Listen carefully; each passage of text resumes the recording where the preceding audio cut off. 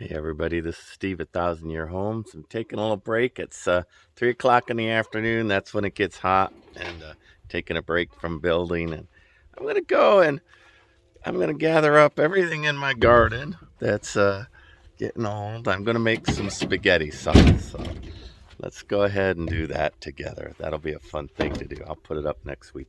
All right, I do a method of gardening that I call wilding. And by wilding, I mean I just let everything grow dense. See, now uh, there is weeds in here. There's flowers and plants packed as closely together as possible. And my logic in all of that is Mother Nature packs everything super dense. But look, there's no diatomaceous earth on here. There's no, no pesticides. And yet I have all of these tomatoes available that the bugs have not found. And the reason they haven't found them is they have much to dine off of. See, I could see leaf hoppers on there and some assassin bugs, and I just give a lot of things. Now this happened to me accidentally one year. My gardens, I used to travel a lot for the military, and one year I traveled and my garden got neglected. And while I was traveling, the weeds grew all up in it.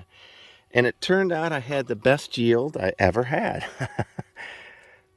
So I have learned from that moment and the sun that maybe a nice, neat, orderly rows and all of that isn't the right way to garden in a place like Texas. That's very unforgiving. The heat's unforgiving. Everything's unforgiving. So, putting it in dense is probably the right way. And I'll come back and I'll get those off the ground. I don't leave them on the ground because that's how you draw bugs. But, I'll come back and get those.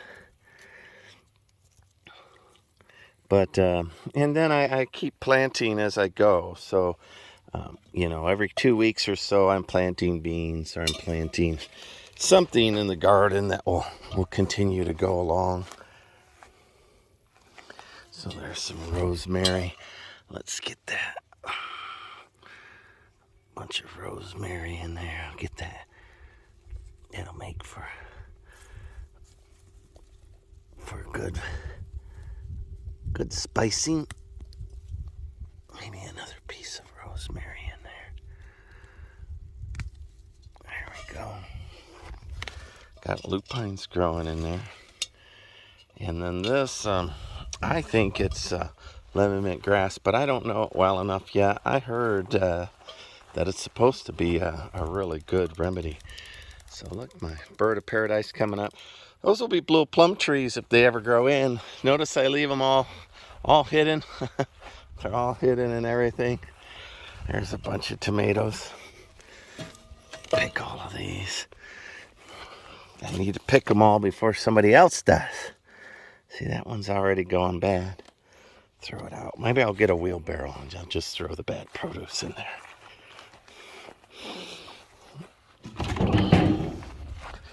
That'll make things a little easier.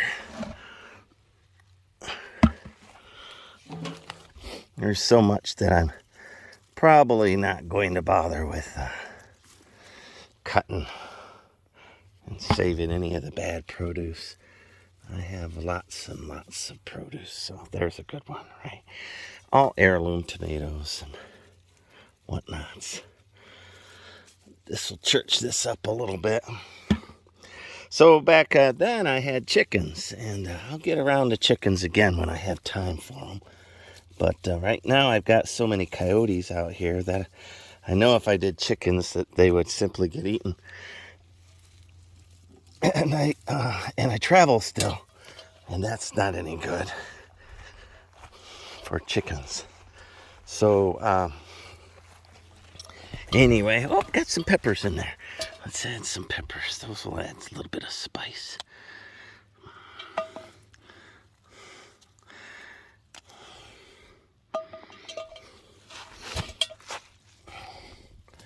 But I like the heirloom varieties. And anytime I find one that's rotten, see, you got to get those out. So that's what attracts your bugs. It's your decaying produce. And I'll dry those out, and I'll end up putting them on the back in the garden as volunteer. And you'll see that they'll grow again next year. That one looks a little odd. Let's go ahead and get rid of him right now. I don't know why he's... Oh, I threw him in the wrong pot. I don't know why he's there. And then I was complaining I didn't have any zucchinis, and I really don't. But this little garden here that has some herbs and whatnot growing in it, I found a zucchini over here.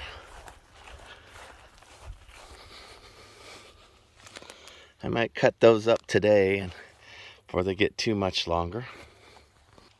All right, so I call this particular brand of gardening wilding, wilding garden. And because I grow it dense, rotate. You know, you could see it works. I just threw those pumpkins in the ground. It worked. I'm going to let them go until they're done going. And about once a week I can cook a really good meal out of here.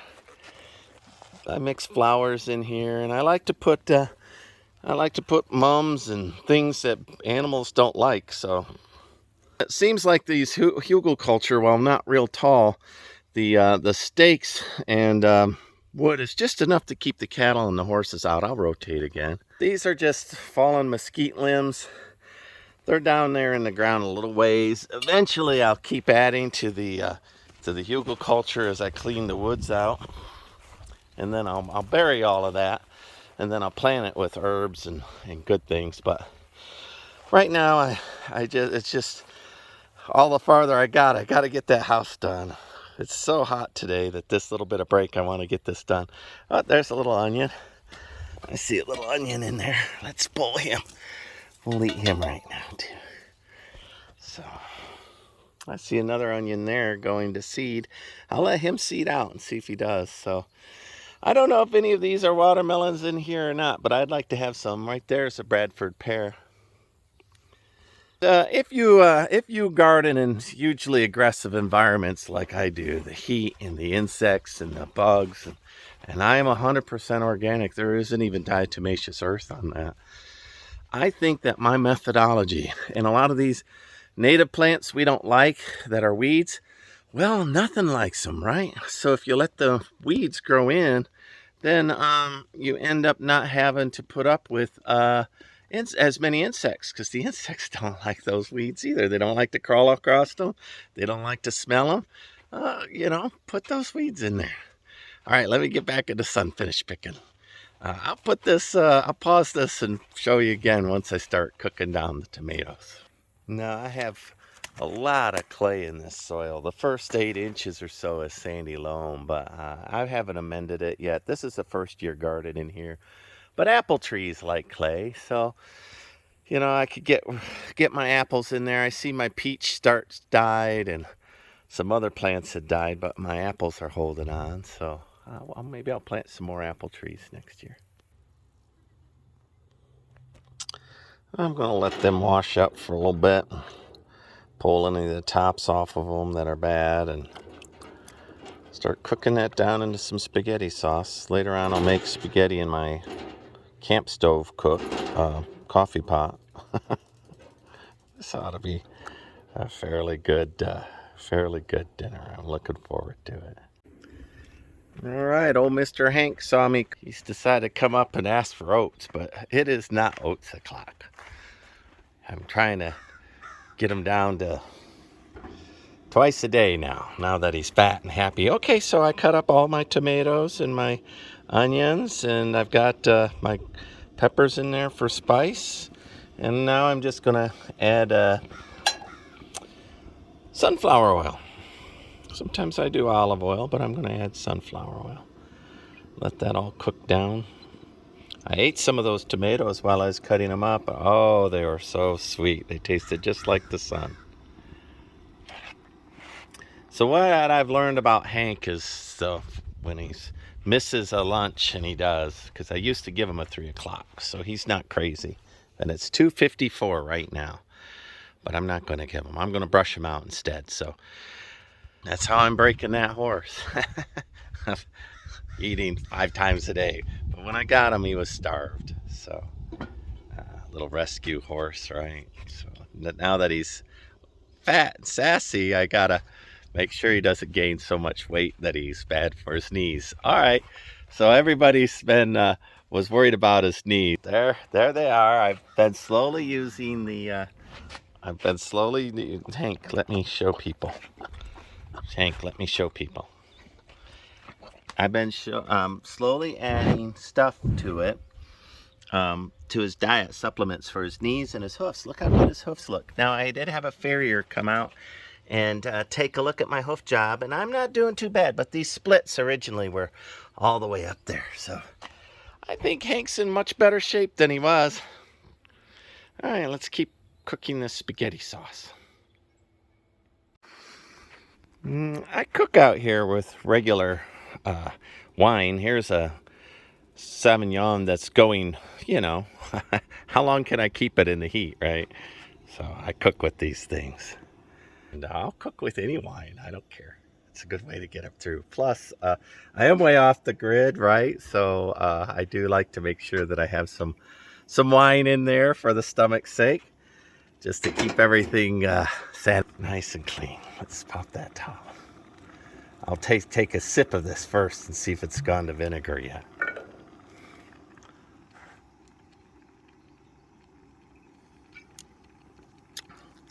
Nope, still delicious. All right. Well, we got it on a low simmer in a Dutch little stainless cast iron pot. Plenty of iron. That feels like about 5 o'clock. A couple hours from now, I'll boil up some spaghetti in my camp stove coffee pot. And but let me go take old Hank, give him a brushing so he doesn't feel all neglected. Both of us are a little run down because the heat is just already super oppressive here in Texas. And it is just whipping us royal. So Hank and I are gonna take it easy today, and this evening I'll get in my Tyvek suit and I'll finish the installation. Oh, it's so hard to do this installation in 90 degree, 100 degree weather. So hard. So, alrighty, I'll cut back when I've got the dinner a little more done. So anyway, this is how I'm slowly breaking Hank of all the extra meals. He doesn't need them anymore. Notice he's not really a skinny. He's an old horse, but for an old horse, he's looking pretty good. Not very lean anymore. So, but if I pet him or feed him, either one's the same to him. So I'll go ahead and brush him out, and then I can send him out into the grass to forage. There's 30 acres of good hay here for him to forage. There's no reason for him to come up and cry like he does. So, but he's a good old boy. Right, Mr. Hank? Get your quaff out of your eyes. Let's scrub your little cheek. You like that? Yeah, that feels good. It feels good.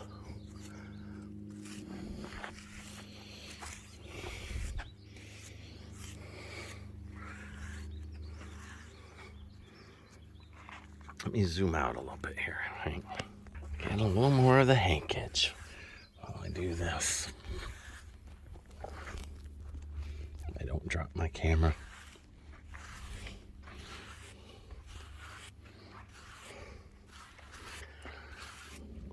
What's it? Walt Whitman that said the outside of a horse is good for the inside of a man. Ernest Hemingway. I don't know. I'll look that up. Some famous writer. He probably just said what his grandfather said and what his grandfather said. And for 1,000 years, we've probably said these things. But this gives me a break to cool down a little bit from the day. Gives Hank a break out of the sun.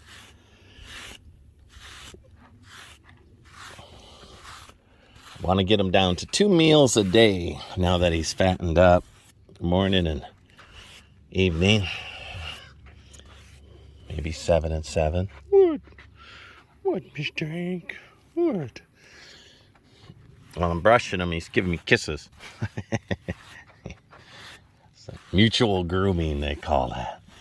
That's how you know a horse has got a good soul. When you groom a horse, if he spends a minute thinking of you, that's a pretty good horse.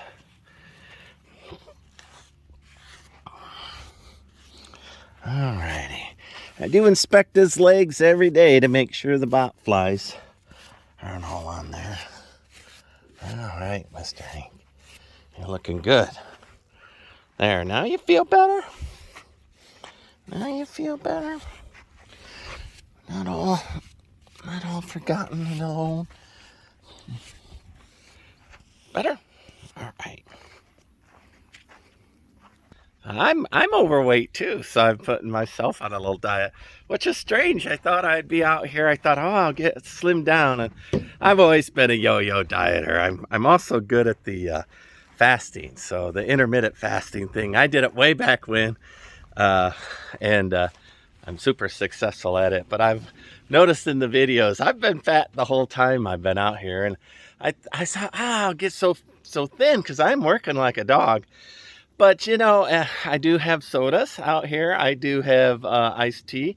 I go into town and eat 2 days a week. And processed foods because I don't have a refrigerator. So, you know, I'm still doing processed foods. So, but this is the benefit of this this garden, right? That a couple of days a week I get enough out of there. And I see it's due for another replanting. So I'll get around to that and replant it. And I think I'll put some herbs in it this time. Everything I need to make Italian food. Oregano, sage. I've got rosemary, thyme, you know, all of that good stuff. I'll just start growing it. Let me take a look in here. Oh, yeah. Oh, and that's even getting hot on the fingers. All right, let me go get my spoon so I can start mixing that up. I'm the only shade around here. This guy keeps trying to climb my foot. Him and this guy. Look at him. There's a herd of them. Herd of them. They've all decided that I'm... That one I stepped on. That's what he gets for trying to get on me. Oh, I forgot to take a video of this before I put it up. So there it is, all cooked down. Yeah. That's a good way to make a dinner. Started it at 3, it's 5:35. I boiled my spaghetti. Life is good. I'll let that cool off and put it away.